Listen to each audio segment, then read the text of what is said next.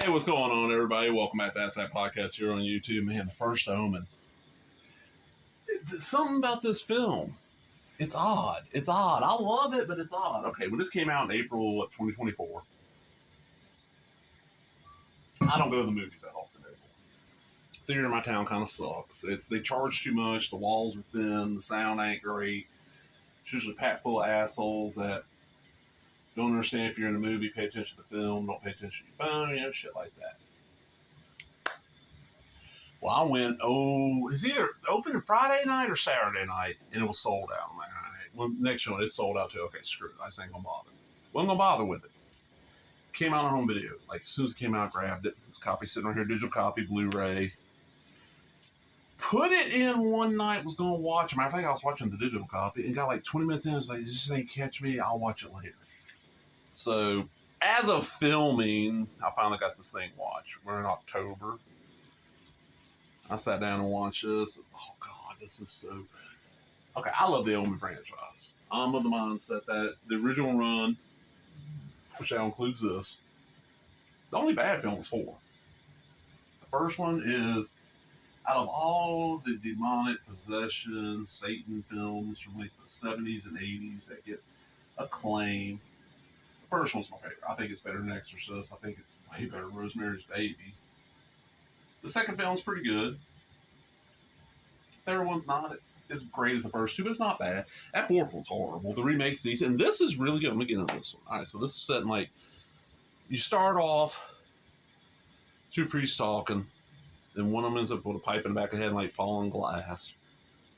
Cool effect. All the effects work in this. Looks to be CGI, but it's well done. Goes 71, you get this. I think she's a nun in training. They're using a term that I don't know.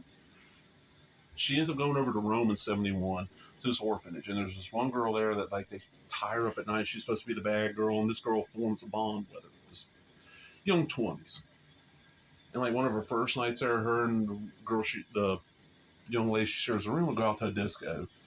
Our lead, Marguerite, I want to say the guy's name is Paulo. He's this guy at the disco, starts dancing with him. She's having fun, and she blacks out, comes to the next morning, didn't know what happened. And we start slowly finding out there's something odd going on here. And finally, she finds out from this one, like, kind of renegade priest that there's a sect in the church that's trying to make sure the Antichrist is burned, so it'll increase the power of the church because there'll be more believers because there's proof that God exists, basically. And when she blacked out, she was right basically in a satanic ceremony. You're like, what the hell? So that's the plot right there, and then someone like, this is crazy. Now it's a 2-hour long movie. It's very long. It's a slow burn, but then you have moments like there's a scene. And I looked this up because I'm like, how did this get? This is R-rated. Like, how did this get an R? That went pretty far. There's a scene where like she's watching a woman. I want to say she's tied down to a bed. She's giving birth or not. I don't remember. Then you like see the woman like she's naked. You see between her legs, and like you see a demon arm come out of this woman's vagina, and like they're not showing a lot of detail of the vagina, but still. And I looked up, like, yeah, this originally got an NC-17, and they hit that scene, had to be cut down a little bit to get the R rate. And I'm like, well, yeah, that makes sense. The ending ends up being 2 kids born. One of them is Damien. One of them's a little girl, and Marguerite ends up escaping, and we see Damien being taken to the hospital where he's going to be given to the couple from the first film.